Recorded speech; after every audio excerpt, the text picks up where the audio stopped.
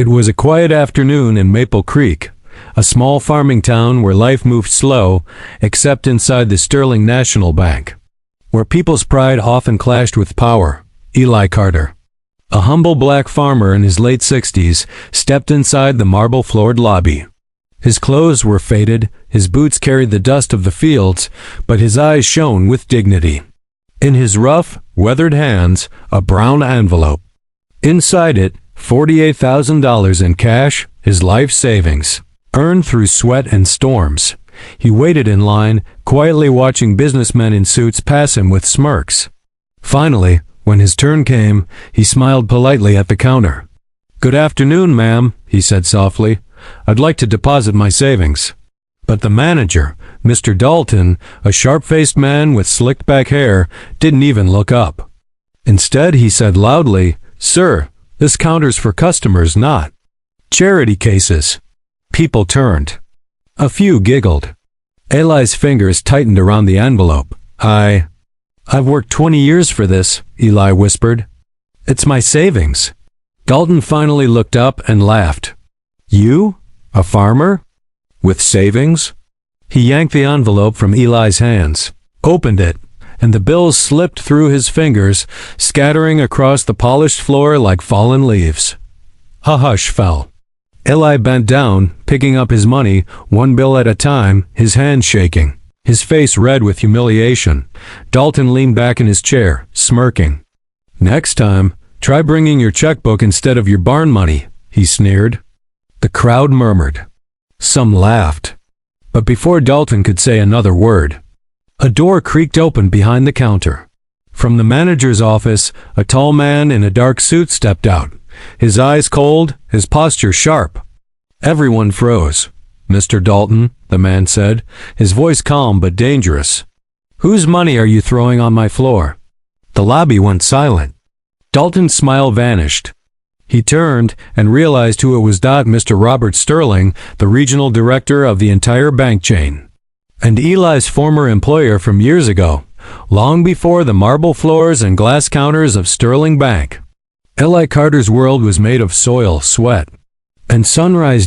He owned a small piece of land on the edge of town. Nothing fancy, just acres of corn, cotton, and a small red barn his father built decades ago. Every morning, Eli rose before dawn, his hands rough and cracked, his back bending under the weight of years, but never under the weight of defeat. He wasn't rich, but he was respected, at least in the parts of town that still remembered kindness. For years, he sold his crops at the farmer's market, saving little by little. Each dollar meant something: a tractor fixed, a fence repaired, a cow fed. But what few people knew was why he'd been saving. His late wife, Mary, had always dreamed of opening a small community center, a place where poor families could learn modern farming, where their children could study under the shade instead of the sun. She'd passed away 5 years earlier, and since then, Eli had promised himself one thing: he'd make that dream come true, no matter how long it took. So today wasn't just about depositing money. It was about honoring her memory. That brown envelope was his heart, the proof that dreams born in dust could still rise. As he drove his old pickup truck into town, he'd even smiled a little. The sky was clear, his fields were green, and he whispered, "Almost there, Mary." Almost. But fate had other plans. The moment he stepped into that bank, the looks, the whispers, the laughter, they reminded him of a truth he'd buried for years. In Maple Creek, color still decided class. Now, as he knelt on that cold floor, picking up the pieces of his pride, his mind wasn't on the humiliation, it was on his promise. He thought of Mary's words, the night before she died. "Eli, don't ever let them make you feel small. You were made to rise." He swallowed hard, straightened up, and looked the manager dead in the eye. He didn't know yet, but his quiet strength, his calm in that moment of humiliation, was being watched from the shadows behind the office glass. Mr. Sterling's eyes had seen everything. The lobby was silent, except for the faint hum of the ceiling fan and the sound of crumpled bills being gathered from the marble floor. Eli's fingers trembled slightly as he picked up the last note. Folding it gently, like it was more than paper, like it carried a lifetime's worth of dignity, across the counter. The bank manager, Greg Holland, adjusted his tie with smug satisfaction. He didn't even pretend to be sorry. Instead, he leaned back in his chair and said, "Next time, maybe count your pennies somewhere else. We handle real money here." A few people in line chuckled quietly. Others looked away, embarrassed but too afraid to speak. Eli didn't respond. He just stood tall, slipped the envelope back into his pocket, and turned toward the door. But as he did, the heavy glass door of the manager's office creaked open. A tall man in a gray suit stepped out, his voice calm but sharp. "Greg," he said, his tone slicing through the air, "is that how you treat our customers?" The laughter died instantly. Every eye turned to the man now walking closer, Mr. Charles Sterling, owner of the entire bank chain. Greg froze. "Mr. Sterling. I didn't see you come in, sir." You were just what?" Mr. Sterling asked quietly, his gaze steady. "Teaching a lesson to a man who's trusted us with his savings for years?" Eli blinked, unsure what to say. He hadn't expected anyone to stand up for him, especially not someone like him. Mr. Sterling turned to Eli. "Sir, are you all right?" he asked gently. Eli nodded slowly. "I'm fine, sir. Just came to make a deposit." His voice was calm, but there was something in his eyes, the quiet dignity that couldn't be broken, no matter how many bills hit the floor. Mr. Sterling looked at Greg again. "How long has Mr. Carter been banking with us?" Greg hesitated, opening his computer, his voice cracking slightly. About 12 years, sir." "Small account, nothing major." "Nothing major?" Mr. Sterling repeated, stepping closer. He leaned on the counter, eyes narrowing. 12 years of loyalty. 12 years of trust. And this is how you define nothing major? The room was so quiet now that even the ticking clock sounded like thunder. Eli shifted slightly, uncomfortable with the attention. He wasn't a man who liked scenes. But deep inside something stirred. Not pride, not revenge. Just justice finally breathing. Mr. Sterling motioned toward the guards near the door. "Get him out," he said simply. Greg blinked. "Sir, please, it was a misunderstanding." But Mr. Sterling didn't raise his voice. He just said, "The misunderstanding, Greg, is thinking that a title makes you better than another man. You're done here." The guard stepped forward. Greg's face drained of color. He tried to speak again, but the look in Mr. Sterling's eyes stopped him cold. As they escorted him out, the customers began to whisper. Some clapped softly. Others nodded in quiet approval. Eli just stood there, still holding that same envelope, the one that had been scattered across the floor moments earlier.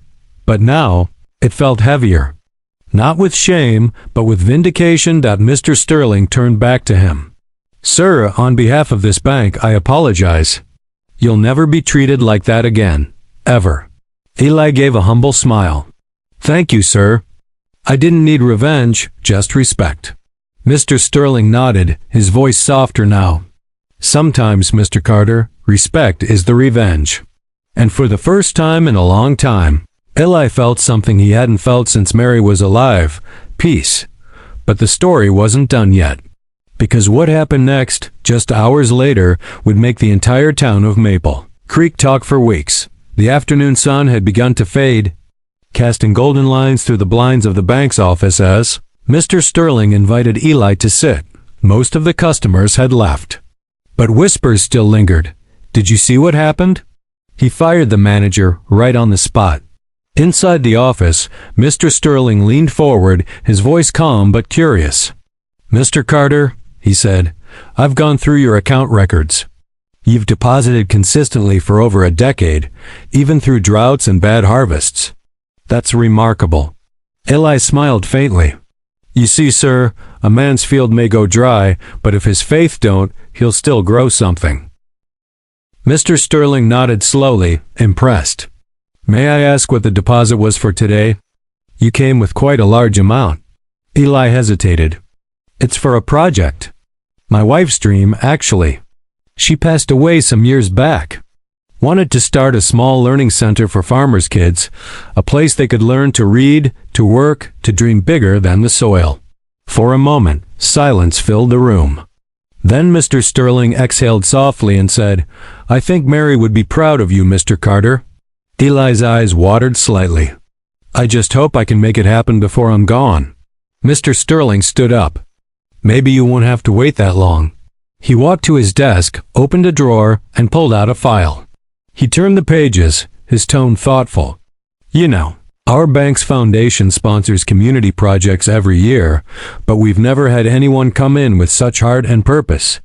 Most want profit. You want change." Eli blinked. "Sir, are you saying?" Mr. Sterling smiled. "I'm saying, if you'll let us, Sterling Bank will match your funds, dollar for dollar. We'll build that center together." Eli froze. The old farmer who'd come in humiliated an hour ago now sat speechless, tears welling behind weathered eyes. He opened his mouth, but no words came out, just a quiet, shaky laugh that broke into a whisper. "Mary, you hear that?" Mr. Sterling extended his hand. "To Mary's dream." Eli gripped it tightly. And in that moment, two worlds that were never meant to meet, a black farmer and a white banker, shook hands, over something bigger than both of them. Outside, through the glass, the staff watched, silent. Humboldt, the same floor where Eli's money had been thrown just an hour earlier, was now the place where his legacy began, that night. As Eli drove home, his headlights cut through the misty country road. The envelope of cash sat beside him, untouched. For the first time, it didn't feel heavy anymore. He stopped at the edge of his farm, stepped out, and looked at the sky. The stars were out, bright, endless. He whispered, "We did it, Mary. We finally did it." A week passed. The story spread through Maple Creek like wildfire. People who'd never looked twice at Eli Carter before now nodded, smiled, even waved as he drove by. Not because he'd become rich, but because he'd shown the whole town what dignity really looked like. Outside Sterling Bank, a new sign gleamed in the sunlight, Maple Creek Community Learning Center in memory of Mary Carter. It stood right where the old park used to be, a white brick building surrounded by green grass and laughter. Children ran across the yard, holding books and sketch pads instead of weeds and tools. And every morning, Eli parked his old pickup nearby, sitting on the porch, smiling at what love, not hate, had built. Inside, a plaque hung on the wall.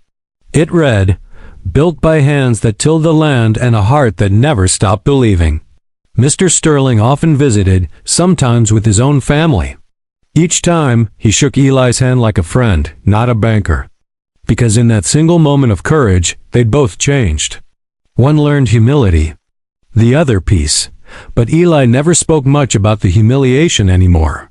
He'd tell the volunteers, "Don't hold on to anger, plant something better instead."